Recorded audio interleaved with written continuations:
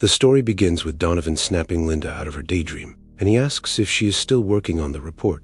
Linda confirms she finished the extensive projections for next month. However, Donovan reveals that the meeting group was unexpectedly shrunk. He reassures her that management knows her heavy lifting. Donovan warmly points out that her name's on top. Linda jokes that her elevator core success is broken. Shortly after, Jason with her invited to karaoke night. She excitedly mentions a classic work bang to her coworkers. The younger colleagues stare blankly, creating a deeply awkward moment. Later, Linda nervously hands over her prepared review to superiors. She goes home that evening bitterly complaining to her parakeet. She chops vegetables while venting about working with the assistants. Linda hopes things will change when Bradley officially takes over. She excitedly recalls how flirty he was at the party. She dreams about getting a new office and bigger apartment. Linda confidently claims they will spread their wings, and she reassures us out that they absolutely deserve it. A small parakeet chips in agreement nearby. While a television show begins playing in the background, the bird continues chirping as someone watches the screen. The next morning, a new company president is announced, and Broadly Preston greets the eager staff members around him. Linda approaches and enthusiastically introduces herself to him. She mentions that his father took her under his wing, and she excitedly promises to lead the company herself. Bradley chuckles dismissively at her enthusiastic pitch. A colleague condescendingly comments on her fancy shoes, so Bradley quickly orders everyone to get back to work. In private, Bradley discusses a consulting firm's recommendations. A colleague demands he smells something unpleasant nearby, and he identifies the lingering scent as tuna fish. The colleague reminds Bradley of Linda's promised promotion. Bradley plans to give Donovan the new job, but he tells a coworker he wants to relocate Linda. They agree to bring her along to Bradley for help. While nearby, some men are laughing and chatting together. Two women observe the friendly interaction between the men, and one woman points out Donovan is getting the promotion. A frustrated Linda marches toward the executive offices, where she interrupts Bradley during a meeting to talk. Linda walks in and mentions the recent job news, so she confronts him about being passed over for Donovan. Bradley and pass her inside to talk things out, and he frankly admits she is great with Donovan's. However, he claims she is not ready for leadership because he explains he needs a charming people person. Bradley cruelly points out a smudge on her face before he bluntly tells her she lacks the right qualities. He then offers her a chance to prove herself, so Bradley asks her to solve an issue during their trip. Suddenly, his glamorous fiancée Azuri enters the office. Bradley introduces his fiancée Azuri to Linda. He and Linda politely congratulates Bradley and the engagement. However, Bradley stops Linda to discuss Bradley's complaints, and he claims the tuna lunches cause distracting odors. Co-workers quietly mock Linda as she leaves. Linda sits alone while trying to hold back tears. She whispers a desperate emotional pep talk, and when she softly tells herself that she is completely enough. And later the team flies together on a luxurious private jet. Where a colleague approaches Bradley to discuss an appendix loophole. Bradley arrogantly dismisses the man's helpful suggestion, and before he excitedly pitches a golf trip to the men, and he unexpectedly pulls out a device to share a video. Bradley plays Linda's embarrassing audition tape for a video. In the footage, she enthusiastically pitches herself for Survivor, and she brags about knowing 3 different fire-making techniques, and the male co-workers burst into loud mocking laughter. While Linda's video highlights her supposedly positive attitude. Suddenly, violent turbulence violently shakes the airplane. Passengers are quickly instructed to fasten their seatbelts. Donovan desperately yells for Chase to move aside. A terrified flight attendant begins praying out loud. Linda frantically cries out for immediate help. Passengers violently fight over the remaining safe seats. Someone desperately begs another passenger to hold on. The chaotic rumbling suddenly stops, then violently resumes. Donovan screams for someone to help Linda. The plane tears apart with a deafening screech. Metallic groans echo as the fuselage plummets downward. The wrecked aircraft violently slams into the ocean. Survivors struggle to breathe amidst the sinking debris. A few panicked shouts echo across the water. Eventually, gentle waves lap against the sinking shout. A lone survivor violently coughs up swallowed seawater. The castaway takes shallow, exhausted breaths on the sand. The story continues as a survivor gasps weakly while struggling to regain consciousness. Panting heavily, the injured person lets out a weak cry. The frantic gasping continues as pain radiates through his body. After struggling for breath, a soft whisper of denial escapes. Another survivor approaches and calls out to the wounded man. Realizing who he is, remarks with boon disappointed. She spits on the ground in utter frustration and disgust. As the survivor grants, a storm begins to approach rapidly. The woman works tirelessly the camp to secure their said. She carefully handles thick ropes to bind the one stretcher together. The distant thunder continues rumbling ominously as she finishes her task. More thunder echoes loudly across the darkening autumn sky. The injured survivor suddenly stirs violently, coughing and choking. During this, the woman sarcastically claps her hands together. She approaches and whispers an acknowledgement to the awakening man. Bradley coughs and grunts as he slowly regains consciousness, and Linda quickly gives him some water to drink. He weakly asks her if there are any other survivors, and wonders how long he has been knocked out. Linda promises to go and get him more water. Later, she focuses her efforts on starting a fire. She works the materials until a spark finally takes hold. The fire bursts to life and Linda tears silently. She burns until it took fold to regain his strength. He refuses, but she insists he must take a bite. She forces the food into his mouth as he groans. He struggles to swallow the bite and begins to gag. Linda watches his painful reaction and lets out a chuckle. She smiles to herself, finding his helpless situation rather amusing. Meanwhile, she excitedly announces that she found a conch. She plans to crack the sea snail open and cook it. Linda prepares to crack open the fresh conch shell, but Bradley wonders when they will find the Bereshking. And he prawns out the could have breadth for miles. Then Bradley criticizes her lack of proper distress signals, and Linda defends her focus on their basic survival. Amoy harshly questions her fire to search for gear. Linda reminds him he almost died low out there, and Bradley suddenly groans in pain while trying to move. He angrily rejects her attempts to help him. As Bradley aggressively asserts his corporate authority over her, Asakami presses his bare feet off her lids, and Linda gathers her belongings and hurriedly walks away. And Bradley quickly realizes she's taking their only fool, and yet he stubbornly acts like he does not care. Bradley insists he has plenty of time to wait it, but later discovers she left him with no water.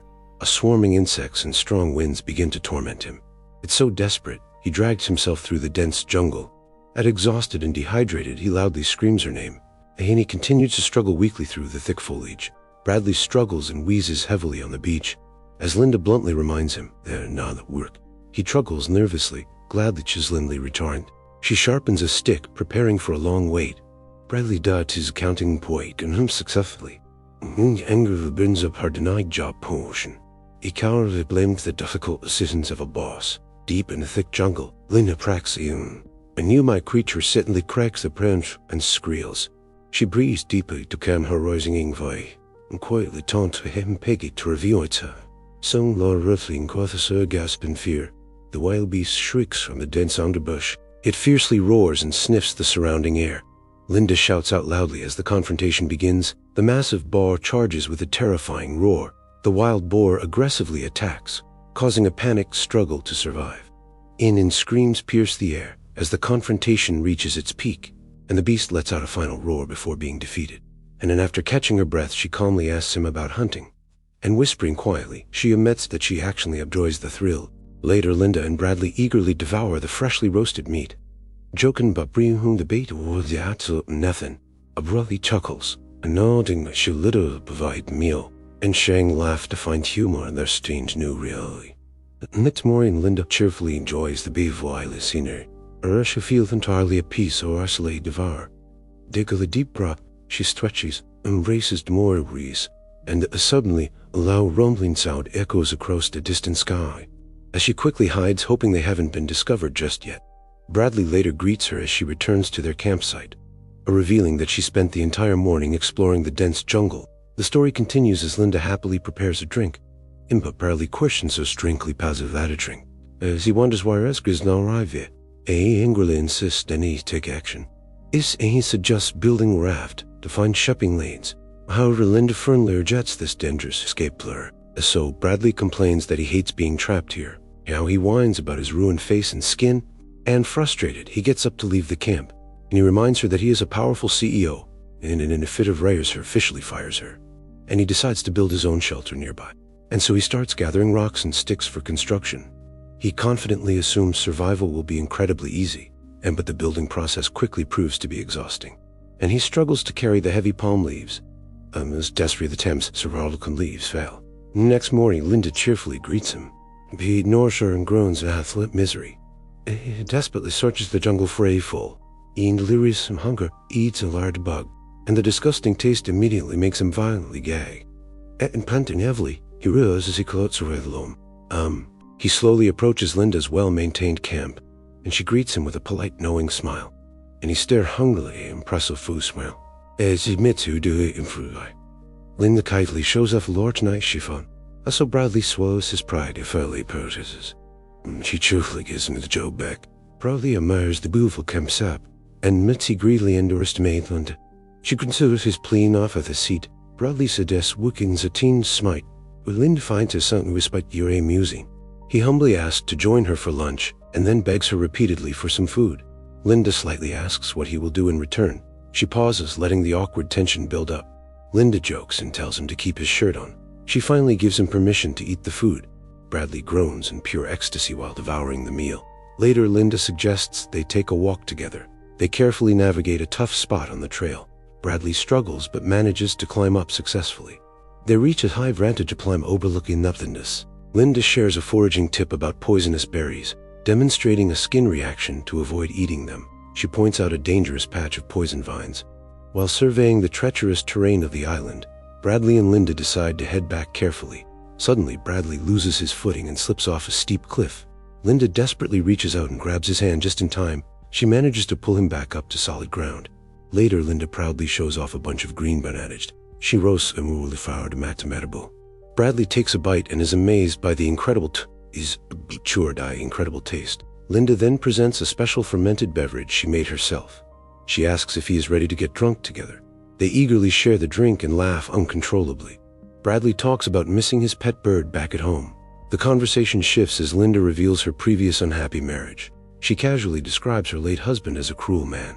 Bradley relates to her late husband about his old fan. He describes his mother as a very mean and abusive person. Bradley continues opening up, explaining that his mother was extremely abusive. Herein he struggles not to completely resent her for the entirely terrible childhood, and they joke about how awful upbringings can easily turn people into monsters. If he then asks Linda if she ever thought about leaving her husband, if she admits she stayed because she naively hoped he would eventually change, and Linda also confesses that she desperately feared being entirely alone in life. And when asked how he died, she quickly reveals it was a crash, and he was a severe alcoholic, and she routinely hid his car keys. And however, one night they had a massive fight involving utterly unforgivable actions, and while he angrily searched for the keys, she made a dark choice. She simply placed them on the table and poured his final drink. Don't. Linda silently confesses she has never shared this dark secret with anyone. Dos. Bradley smiles warmly and suggests that maybe they should never leave here. Later, Linda suddenly gasps in severe pain from her lingering leg injury. Bradley waits a groaning intense pain. A sudden massive storm moves over the beat, and the faint wind roars ghostly round, and so urgently foot comes up. Linda leads him to a near dark cave, where she tells him to remove his fevering clothes. He shivers violently from a cold cave air, and they hold closer together for necessary body heat, and they quietly wait for the raging storm to pass. Until the next morning, Linda wakes up alone, as she finds Bradley standing outside in the sunlight, and the spines of the camp completely washed to white. Linda suggests building a new shelter on a higher ground, and later Linda struggles toward the missing knife. Bradley playfully solve the problem, and he next wanted to walk up the ridge. Linda decides to join in for the daily exercise, and while he sincerely thanks her for everything she taught him, Bradley thanks Linda for everything she taught in him, and he offers to cook her dinner tomorrow night. And that evening, Bradley serves the meal, and he proudly presents the freshly prepared food. He cleans his doors up back home, as long as he misses a fly. Suddenly, Bradley starts feeling dizzy and disoriented. He groans and tenses as Stokos to stand. All Linda laughs menacingly to come after us. Bradley grunts and throws him on the floor. He crushes her, and Leon successfully poisoned her.